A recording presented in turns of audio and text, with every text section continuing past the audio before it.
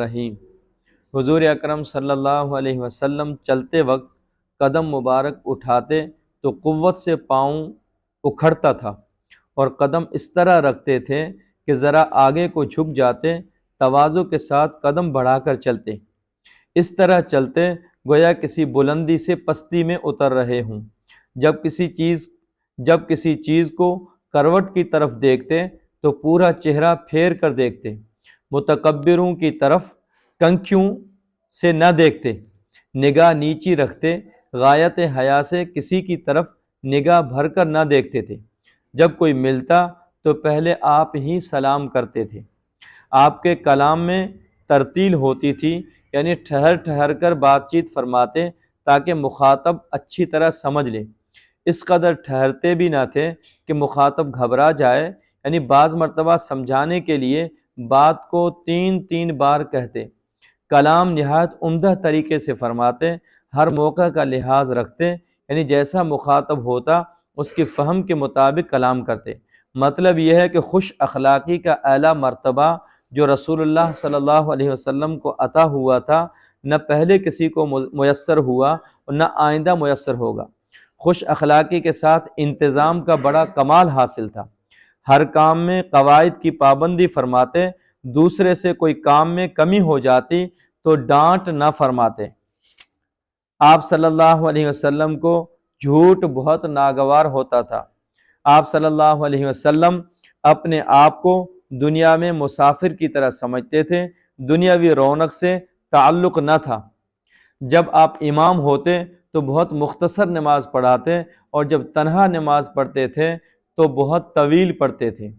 جب آپ صلی اللہ علیہ وسلم کسی کے دروازے پر تشریف لے جاتے تو دروازے کے سامنے نہ کھڑے ہوتے، دائیں بائیں طرف کھڑے ہو جاتے اور فرماتے السلام علیکم۔ جب کوئی آپ کے پاس آتا اور آپ اس کو خوش و خرم دیکھتے تو اس کا ہاتھ اپنے ہاتھوں میں لے لیتے تاکہ انسیت ہو جائے۔ جب آپ کے پاس کوئی ایسا شخص آتا جس کا نام آپ کو محبوب نہ ہوتا تو اس کا نام تبدیل کر دیتے تھے۔ جب کوئی حضور کے پاس مال زکوٰۃ اس غرض سے لاتا کہ مستحقین میں تقسیم فرما دیں تو آپ اس لانے والے کو دعا دیتے کہ اے اللہ فلاں شخص پر رحم فرما۔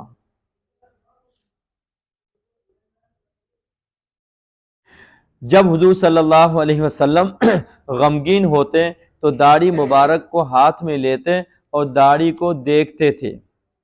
جب آپ کو کوئی دشواری پیش آتی تو سر آسمان کی طرف لے جاتے اور کہتے سبحان اللہ العظیم۔ جب آپ کو کسی کے متعلق بری بات معلوم ہوتی تو یوں نہیں فرماتے کہ فلاں شخص کو کیا ہوا کہ ایسا ایسا کرتا ہے، بلکہ یوں فرماتے کہ لوگوں کو کیا ہو گیا ہے کہ وہ ایسا ایسا کرتے ہیں۔ جب سردیوں کا موسم آتا تو جمعے کی رات کو اندر سونا شروع فرماتے اور جب گرمی کا موسم آتا تو جمعے کی رات کو باہر سونا شروع فرماتے۔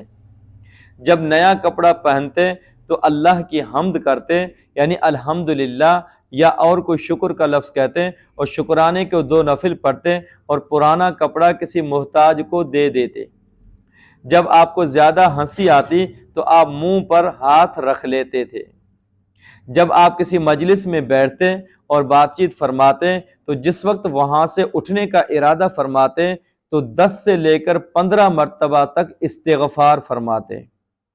ایک روایت میں یہ استغفار آیا ہے استغفر اللہ الذی لا الہ الا هو الحی القیوم واتوب الیہ۔ حضور جب ازواج مطہرات کے پاس ہوتے تو بہت نرمی اور خاطرداری اور بہت اچھی طرح ہنستے بولتے تھے۔ جب حضور کسی کے عیادت فرماتے تو اس سے آپ یہ کہتے تھے لا بأس طہور انشاء اللہ۔ جناب رسول مقبول صلی اللہ علیہ وسلم جب دعا فرماتے تو پہلے اپنے لیے فرماتے پھر دوسروں کے لیے فرماتے۔ جب رسول صلی اللہ علیہ وسلم جنازے کے ساتھ چلتے تو خاموش رہتے اور اپنے دل میں موت کے متعلق گفتگو فرماتے تھے۔ جب آپ کو چھینک آتی تو ہاتھ یا کپڑا منہ پر رکھ لیتے اور آواز کو پست فرماتے تھے۔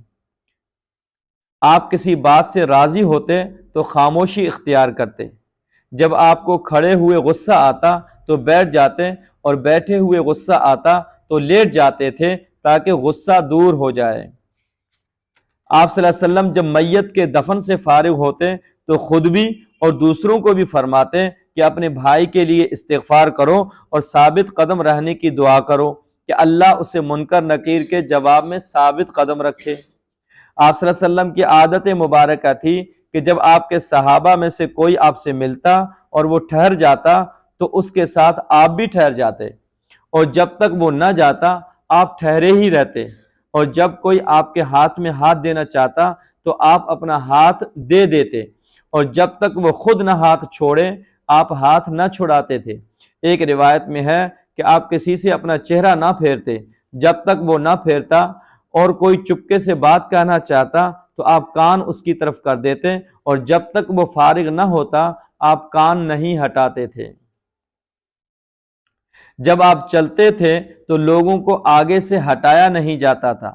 آپ 3 دن سے قبل قرآن شریف ختم نہ کرتے تھے۔ آپ جائز کام کو منع نہیں فرماتے تھے۔